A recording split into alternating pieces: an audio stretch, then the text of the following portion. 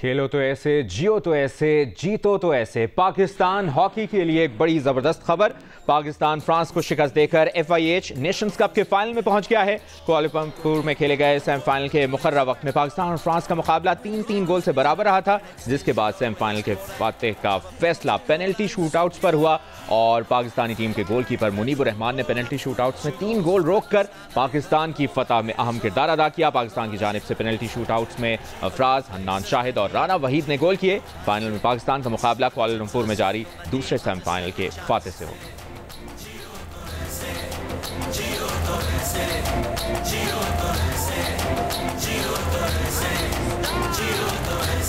फासला जरूर है, मंजिलों से दूर है, हौसला मगर दिखाना चाहिए।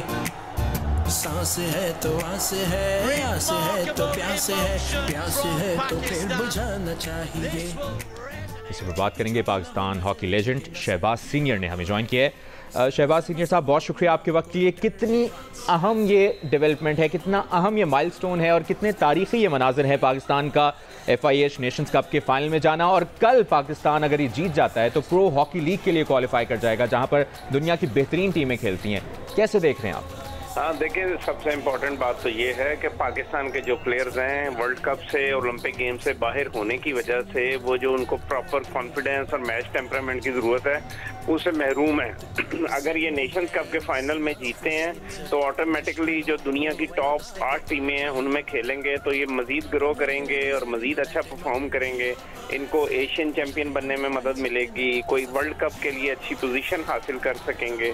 तो ये इंतहाई खुशी की बात है और पाकिस्तान की टीम एज ए टीम आज इंतहाई अच्छा खेली है, क्योंकि इस तरह के वेदर में इतनी ह्यूमिडिटी में 2 गोल डाउन जाकर टीम का वापस आना और फिर 3-2 की लीड लेना, ये एक अच्छी टीम की निशानी होती है। तो लड़के जो हैं इनका मोरल हाई है, अब बड़ा बूस्ट मिला है इनको आज के मैच की विक्ट्री से। और इंशाल्लाह मुझे उम्मीद है कि जो कल का इनका मैच न्यूजीलैंड से फाइनल होगा, ये न्यूजीलैंड को जो 60 मिनट का मैच होगा इंशाल्लाह उसी में हराएंगे और शूट आउट से पहले जीतेंगे। बिल्कुल, कोरिया और न्यूजीलैंड के दरमियान इस वक्त सेमीफाइनल खेला जा रहा है। देखना यह है कि पाकिस्तान का मुकाबला फाइनल में किसके साथ होता है। अब फाइनल में यकीनन प्रेशर ज़्यादा होगा शहबाज सीनियर साहब, तो पाकिस्तानी हॉकी टीम के खिलाड़ियों को क्या स्ट्रैटेजी अपनानी होगी, किस तरह से अपने प्रेशर को देखना होगा और स्ट्रैटेजी क्या होनी चाहिए फाइनल के लिए? देखिए, बात ये है, एक तो ये कि जो इनकी आज की अग्रेसिव और जारहाना हॉकी थी, अगर इसी को ज़्यादा फोकस करेंगे तो मैं समझता हूँ बड़ा कंफर्टेबली खेलेंगे। सेल्फिश गेम इनको नहीं खेलना चाहिए। अब हमारी जो टीम है उनको ये भी फ़ायदा है कि ताहिर ज़मान उनके साथ हैं। ताहिर ज़मान ने वर्ल्ड कप का फाइनल खेला हुआ है, वर्ल्ड कप का फाइनल जीता भी हुआ है, FIH के हाई परफॉर्मेंस कोच भी हैं, तो उनसे भी उनको बहुत ज़्यादा फ़ायदा और बड़ी अच्छी ब्रीफिंग मिलेगी। और जो पूरा टूर्नामेंट उन्होंने खेला है उसके जो सारे मैचेस के एनालिसिस करेंगे तो मैं समझता हूँ उनको एक अच्छा गेम प्लान मिलेगा कल के लिए। और शहबाज सीनियर साहब, यकीनी तौर पर तमाम ही खिलाड़ियों ने ज़बरदस्त परफॉर्मेंस दी है, लेकिन पाकिस्तानी टीम के गोलकीपर मुनीबुर रहमान की खास तौर पर हम बात करना चाहेंगे, जिन्होंने पेनल्टी शूटआउट्स में 3 गोल रोककर पाकिस्तान की फतह में अहम किरदार अदा किया। देखिए, बात ये है कि आजकल की जो हॉकी है वो गोलकीपर पे बहुत ज़्यादा उसका दारोमदार होता है। अगर आपको 94 का वर्ल्ड कप याद होगा तो हम मंसूर की अच्छी गोलकीपिंग की वजह से ही पेनल्टी शूट आउट पे फाइनल जीते थे। आज मुनीब ने भी बड़ा हिस्टोरिकल खेल पेश किया है और उसके साथ फॉरवर्ड लाइन में मेरी नज़र में राना वहीद जो थे वो भी बड़े एक्सेप्शनल थे। तो 2-3 लड़के जब किसी भी टीम में अच्छा खेलते हैं तो टीम की जो परफॉर्मेंस होती है वो बहुत बेहतर हो जाती है। और शहबाज सीनियर साहब, ये जो हम तारीखी मनाजिर इस वक्त देख रहे हैं, इसको देखकर कतई तौर पर नहीं लग रहा कि कौमी खेल हॉकी ज़ुबूहाली का शिकार है। बहुत टैलेंट है, इन पर सिर्फ भरोसा करना चाहिए, सहूलियात दें तो ये तारीखी मनाजिर हमें रेगुलरली देखने को मिलेंगे। बात ये है कि पाकिस्तान में मैंने देखा है बहुत गैर ज़रूरी स्पोर्ट्स पर पैसा खर्च हो रहा है। पिछले 30 साल से मैं देख रहा हूँ। आप देखें, हॉकी हमारा कौमी खेल है।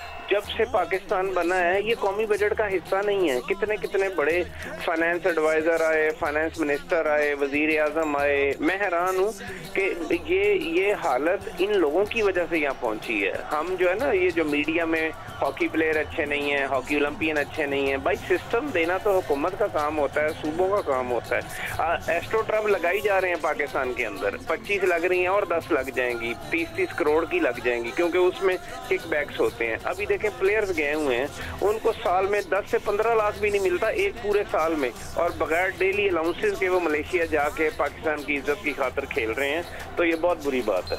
सही। साथ ही रहेगा शहबाज सीनियर साहब, आसिफ बाजवा साबिक ओलंपियन, वो भी हमें ज्वाइन कर चुके हैं, उनसे भी बात करेंगे। आसिफ बाजवा साहब, यकीनी तौर पर ये तारीखी मनाजिर इस वक्त हम स्क्रीन पर देख रहे हैं, जिस तरह से पाकिस्तानी टीम ने कम बैक किया और फ्रांस जैसी टीम को शिकस्त देकर, जो कि अनबीटन थी पूरे टूर्नामेंट में, FIH नेशंस कप के फाइनल में पहुंचे हैं, और अगर हम ये कल फाइनल जीत जाते हैं तो प्रो हॉकी लीग के लिए भी क्वालिफाई कर जाएंगे। ये बिल्कुल बड़ी खुशहाल बात है कि पाकिस्तान जो है वो क्वालिफाई कर देगा प्रो लीग के लिए, क्योंकि उसका टॉप 8 जो दुनिया की टीमें हैं वो खेलती हैं, और पाकिस्तान मेन स्ट्रीम हॉकी पे वापस आ जाएगा। हम गुज़िश्ता 4-5 साल से यही स्ट्रगल कर रहे हैं कि पाकिस्तान किसी तरीके से टॉप हॉकी का हिस्सा बन जाए। तो अल्हम्दुलिल्लाह पाकिस्तान के पास एक गोल्डन अपॉर्चुनिटी है, और आई एम श्योर 100% श्योर कि इंशाल्लाह पाकिस्तान ये फाइनल जीतेगा और पाकिस्तान प्रो लीग का हिस्सा होगा, और पाकिस्तान की हॉकी जो है वो टॉप लेवल पे वापस आएगी, जहाँ से आप ये उम्मीद कर सकते हैं कि आइंदा वर्ल्ड कप और ओलंपिक्स के मेडल जीत सकते हैं। तो ये एक बड़ी खुशहाल बात है और बड़ा अच्छा दिन है पाकिस्तान हॉकी के लिए। और आसिफ बाजवा साहब, कल किसके साथ मुकाबला होता है ये आज डिसाइड हो जाएगा। कोरिया और न्यूजीलैंड के दरमियान दूसरा सेमीफाइनल भी जारी है। क्या स्ट्रेटजी होनी चाहिए पाकिस्तान की अगर कोरिया मद्दे मुकाबिल हो या न्यूजीलैंड मद्दे मुकाबिल हो, हिकमत अमली क्या होनी चाहिए? देखिए, आज पाकिस्तान ने जैसा अटैकिंग खेल किया है, अगर इसी तरह हमारे फॉरवर्ड क्लिक करके और हमें एक आध गोल शॉर्ट करने में मिल गया तो पाकिस्तान आसानी से कोरिया और न्यूजीलैंड दोनों को जीत सकती है। कल भी पाकिस्तान ने जो सेमीफाइनल खेला है, ये जो पोजिशनल मैच खेला था इसके साथ न्यूजीलैंड के साथ, इसमें पाकिस्तान टीम ने बहुत अच्छे खेल का मुजाहरा किया। वो अनफॉर्चुनेट कि 4 शॉट करने पे वो गोल कर गए हमें, लेकिन पाकिस्तान की डोमिनेशन रही पूरे मैच में। तो मुझे पूरा यकीन है कोरिया हो न्यूजीलैंड हो, इट डजंट मैटर एनीमोर, और पाकिस्तान इस वक्त जिस फॉर्म में है, जिस तरह वो खेल रही है, जिस प्लानिंग से वो खेल रहे हैं, साहिर मां ने बड़ा अच्छा लोगों को बच्चों को ट्रेनिंग कराई है और बड़ी अच्छी वो जो है वो इसको पूरा ऑर्गेनाइज कर रहे हैं। तो मुझे उम्मीद है इंशाल्लाह ताला कि पाकिस्तान टीम जो है वो कोरिया या न्यूजीलैंड किसी भी के साथ खेलेगा, पाकिस्तान जीतेगा इंशाल्लाह। से आसिफ बाजवा साहब, शहबाज सीनियर साहब, आप दोनों के वक्त का बहुत शुक्रिया। उम्मीद करते हैं कि पाकिस्तान ये कल भी फाइनल में कामयाबी हासिल करे। सदर आसिफ अली जरदारी की FIH नेशंस कप के सेमीफाइनल में कामयाबी पर कौमी हॉकी टीम को मुबारकबाद पेश की गई है। सदर मुमलिकत आसिफ अली जरदारी ने कहा है कि फ्रांस के खिलाफ शानदार फतह पर कौमी हॉकी टीम को दिली मुबारकबाद पेश करते हैं। खिलाड़ियों की आला कारकर्दगी, जज्बे और टीम वर्क को खराज तहसीन पेश करता हूँ। कौमी टीम ने बैनुल-अक़वामी सतह पर पाकिस्तान का वक़ार बुलंद किया। यकीन है कि टीम फाइनल में भी इसी जज्बे से कामयाबी हासिल करेगी। सदर मुमलिकत आसिफ अली जरदारी ने FIH नेशंस कप के सेमीफाइनल में कामयाबी पर कौमी हॉकी टीम को मुबारकबाद देते हुए कहा है कि फ्रांस के खिलाफ शानदार फतह पर कौमी हॉकी टीम को दिली मुबारकबाद पेश करते हैं। खिलाड़ियों की आला कारकर्दगी, जज्बे और टीम वर्क को खराज तहसीन पेश करते हैं। कौमी टीम ने बैनुल-अक़वामी सतह पर पाकिस्तान का वक़ार बुलंद किया है। यकीन है कि टीम फाइनल में भी इसी जज्बे से कामयाबी हासिल करेगी। ब्रेक के बाद आपको बताएं, वज़ीर आला खैबर पख्तूनख्वा अली अमीन गंडापुर की ज़ेर सदारत खैबर पख्तूनख्वा काबीना का इजलास हुआ है, जिसमें फैसला किया गया है कि बजट वज़ीर आला की बानी तहरीक इंसाफ से मुलाकात के बाद मंजूर किया जाएगा। तफसील जानेंगे शीबा हैदर से। जी शीबा, बताइए। जी बिल्कुल, आज खैबर पख्तूनख्वा काबीना का इजलास हुआ, जिसके सदारत वज़ीर आला खैबर पख्तूनख्वा अली अमीन गंडापुर ने वीडियो लिंक के जरिए की, जिसमें काबीना इजलास में इन्होंने ये फैसला किया है कि वज़ीर आला की बानी तहरीक इंसाफ से मुलाकात के बाद ही बजट मंजूर किया जाएगा। और बानी तहरीक इंसाफ से मुलाकात के लिए वज़ीर आला खैबर पख्तूनख्वा गुज़िश्ता कई दिनों से इस्लामाबाद में मौजूद है। गुज़िश्ता रात उन्होंने एक वीडियो जारी की, जिसमें उन्होंने खैबर पख्तूनख्वा इसमें तहलील करने की बात की, और साथ में ये भी कहा कि अगर बजट पास करते नहीं करते तो वफाक फाइनेंशियल इमरजेंसी की बुनियाद पर सूबे का कंट्रोल संभाल सकता है, और वफाक और गवर्नर खैबर पख्तूनख्वा साजिश के जरिए खैबर पख्तूनख्वा की हुकूमत गिराने की कोशिश कर रहे हैं। उनका वज़ीर आला खैबर पख्तूनख्वा अली अमीन गंडापुर का ये भी कहना था कि वज़ीर आला खैबर पख्तूनख्वा को बानी तहरीक इंसाफ से मुलाकात की इजाजत नहीं दी जा रही, जिसके लिए वो अभी तक इस्लामाबाद में ही मौजूद है। दूसरी जानिब स्पीकर खैबर पख्तूनख्वा बाबर सलीम स्वाति ने आज असम्बली इजलास में ये बात की कि कल रात हमें बताया गया है कि जब तक बानी PTI का हुक्म नहीं आता कट मोशन पेश नहीं किया जाएगा, और महकमा कानून से मुशावरत भी की है, कट मोशन पेश न करने का फैसला हुआ है। स्पीकर खैबर पख्तूनख्वा बाबर सलीम स्वाति का ये भी कहना था कि ये भी फैसला हुआ है कि बानी PTI से मुलाकात न होने तक कट मोशन नहीं लिया जाएगा। कट मोशन बजट पास करने का मरहलावार तरीकाकार है। जी, और ये भी बताएगा कि खैबर पख्तूनख्वा असेंबली का इजलास भी जारी है, बजट की मंजूरी से मुतालिक यहाँ पर इस वक्त क्या बात हो रही है? जी बिल्कुल, बजट स्पीकर जो बाबर सलीम स्वाति है तो अभी उनका इजलास जारी है और उनका यही कहना था कि वज़ीर-ए-आज़म की ईबानी तहरीक इंसाफ से मुलाकात के बाद ही बजट जो है वो मंजूर किया जाएगा। जी बहुत शुक्रिया आपका शीबा हैदर।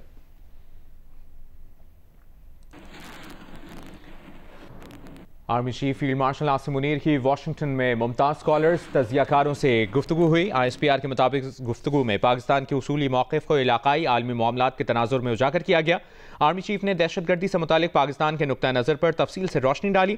ISPR के मुताबिक आर्मी चीफ ने कहा कि बाज़ इलाकाई अनासर दहशतगर्दी को हाइब्रिड वॉरफेयर के हथियार के तौर पर इस्तेमाल कर रहे हैं।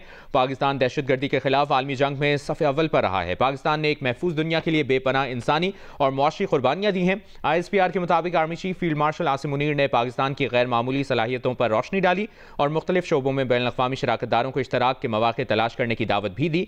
Army chief field marshal Asim Munir ने कहा कि पाकिस्तान इलाकाई कशीदगी में कमी, ताउन पर मबनी सिक्योरिटी फ्रेमवर्क के फ़रोग में फ़ाल किरदार अदा करता रहा है। गुफ्तगू में पाकिस्तान अमरीका देरीना शराकतदारी का भी जायजा लिया गया। आर्मी चीफ की IT, ज़राअत, मादनी वसाइल के शोबों में बैनुल अक़वामी शराकतदारों को इश्तराक के मौक़े तलाश करने की दावत दी। शुरका ने आर्मी चीफ के ख्यालात की खुले दिल से पेशकश और वजाहत को सराहा।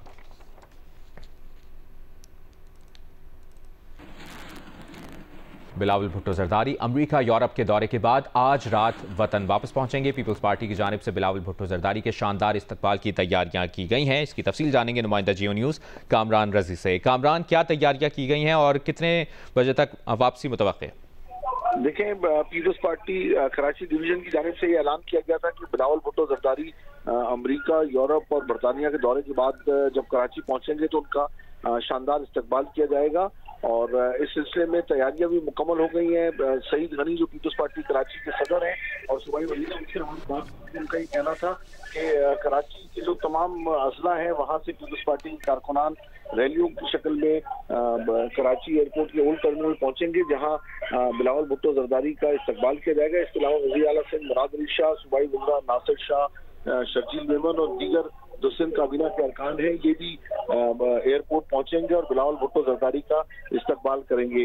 बताया ये जा रहा है कि बिलावल भुट्टो जरदारी दुबई से तकरीबन 8 बजे उनका तैयारा कराची एयरपोर्ट पर लैंड करेगा और उसके बाद बिलावल भुट्टो जरदारी कराची एयरपोर्ट का जो ओल्ड टर्मिनल है उसके बाहर आएंगे और वहाँ मौजूद जो पीपल्स पार्टी के कारकुनान जो कराची भर के मुख्तलिफ इलाकों से पहुंचे हैं उनसे बिलावल भुट्टो जरदारी खिताब करेंगे। इस सिलसिले में पीपल्स पार्टी की जो जिलाई तंजीम है उसकी तरफ से शाहराह फैसल और एयरपोर्ट के अतराफ में बैनर्स और बिलावल भुट्टो की तस्वीर आवेजा की गई है और काफी जोशो खरोश देख रहे हैं हम कि अभी से कारकुन जो है वो एयरपोर्ट पहुंचना शुरू किया। ठीक है, बहुत शुक्रिया आपका कामरान रजी। ईरान इसराइल तनाज़े पर अक़वाम मुत्तहिदा की सलामती काउंसिल का इजलास आज होगा। इजलास कुछ देर बाद शुरू होगा। दूसरी तरफ ईरानी वज़ीर ख़ारजा अब्बास अराग़ची और यूरोपीय हुक्काम के मुज़ाकरात भी आज जिनेवा में होंगे। ईरान और यूरोप मुज़ाकरात पाकिस्तानी वक्त के मुताबिक 11:52 पर शुरू होंगे। जिनेवा पहुंचने के बाद गुफ्तगू में ईरानी वज़ीर ख़ारजा अब्बास अराग़ची ने कहा कि इसराइली हमले रुकने तक अमरीका से कोई मुज़ाकरात नहीं होंगे। बराह रास्त आपके लिए चलते हैं। इस वक्त इस्तांबुल में नायब वज़ीर आज़म इसहाक डार की ग्रैंड यूथ अवार्ड की तकरीब में शिरकत के मनाजिर आप इस वक्त मुलाहिज़ा करें। तुर्की के सदर रजब तय्यब एर्दोगान से मुसाफा किया, तहनीती जुमलों का तबादला हुआ। नायब वज़ीर आज़म इसहाक डार इस तकरीब में मौजूद हैं। तुर्की के सदर रजब तय्यब एर्दोगान के एजाज़ में इस तकरीब का एहतमाम किया गया है। नायब वज़ीर आज़म इसहाक डार पाकिस्तान की नुमाइंदगी कर रहे हैं और ग्रैंड यूथ अवार्ड की तकरीब में मौजूद हैं जहाँ पर उनकी तुर्की के सदर रजब तय्यब एर्दोगान से मुलाकात भी हुई है। मनासिर भी आप इस वक्त स्क्रीन पर मुलाहिज़ा कर रहे हैं। तुर्की के सदर रजब तय्यब एर्दोगान से नायब वज़ीर आज़म इसहाक डार की मुलाकात हुई, तहनीती जुमलों का तबादला हुआ। ग्रैंड यूथ अवार्ड की तकरीब का इनेकाद किया गया है इस्तांबुल में। ये मनासिर भी आप स्क्रीन पर मुलाहिज़ा कर रहे हैं। तुर्की के सदर रजब तय्यब एर्दोगान के एजाज़ में इस तकरीब का इनेकाद किया गया है।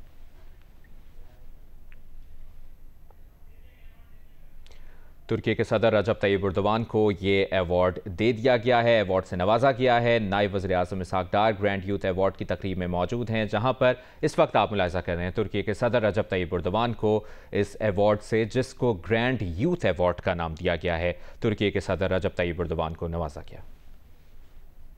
ब्रेक के बाद आपको बताएं, गवर्नर सिंध कामरान टिसोरी के प्रिंसिपल सेक्रेटरी साजिद जमाल अबड़ो ने वजाहत की है कि उनसे मंसूब इस बयान में कोई सदाकत नहीं है कि कामरान टिसोरी गवर्नर हाउस की चाबियां तुर्की ले गए हैं। मीडिया पर उनसे मंसूब करदा बयान तोड़ मड़ोड़ कर पेश किया गया। वो ऐसे बेबुनियाद दावों की सख्ती से तरदीद करते हैं। गवर्नर सिंध कामरान टिसोरी के प्रिंसिपल सेक्रेटरी साजिद जमाल अबड़ो ने वजाहत की है कि उनसे मंसूब इस बयान में कोई सदाकत नहीं है कि कामरान टिसोरी गवर्नर हाउस की चाबियां तुर्की ले गए हैं। मीडिया पर उनसे मंसूब करदा बयान तोड़ मड़ोड़ कर पेश किया गया। गवर्नर हाउस के मरकजी दफ्तर की बंदिश पर गवर्नर सिंध कामरान टिसोरी के तर्जुमान का मौक़िफ़ भी सामने आ गया है। तर्जुमान गवर्नर सिंध ने कहा है कि अगर कायम मकाम गवर्नर उवैस कादिर शाह को मरकजी ऑफिस इस्तेमाल करना था तो बर वक्त आगाह करते। कायम मकाम गवर्नर के लिए मखसूस दफ्तर पेशगी तौर पर तैयार था। IG सिंध और दीगर सिक्योरिटी हुक्काम भी गवर्नर हाउस के कॉन्फ्रेंस रूम में मौजूद थे।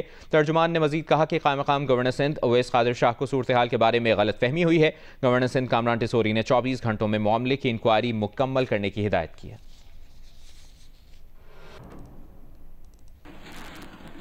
वफाकी हुकूमत ने 5 लाख टन चीनी इंपोर्ट करने का फैसला किया है। ये बात वजारत ग़िज़ाई तहफ़्फ़ुज़ के एलामिये में कही गई है। दूसरी तरफ चीनी की कीमत में इजाफे का सिलसिला भी जारी है। मुल्क में चीनी की औसत फ़ी किलो कीमत 3 रुपये 77 पैसे मजीद महंगी होने के बाद 180 रुपये 93 पैसे फ़ी किलो पर पहुँच गई है।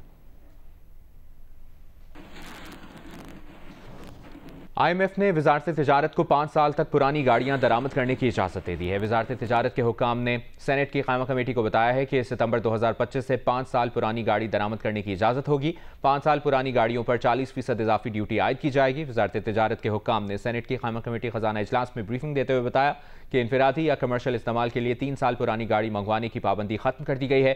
माली साल 2027 से हर साल इजाफी ड्यूटी में बतदरीज 10% कमी की जाएगी। बैगेज में लाई जाने वाली गाड़ी पर इजाफी 40% ड्यूटी आयद नहीं होगी।